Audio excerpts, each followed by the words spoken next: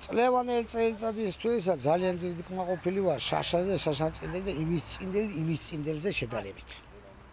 მთავრობა დაგეხმარა. არ იყო მარანზე ოჩერადი. თავის დროზე მომსახურება კარგი იყო, მიიღება რამე.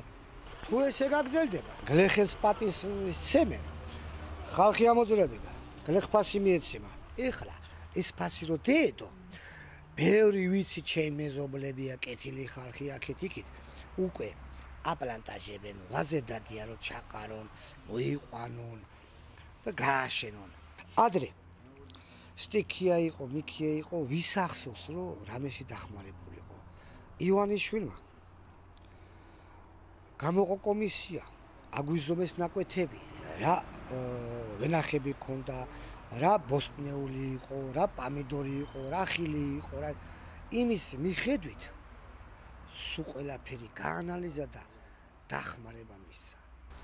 ყველას ხელი გაგვიმართა, ამოგვასუნთქა. მართლა მაგარი პატივი გვცა.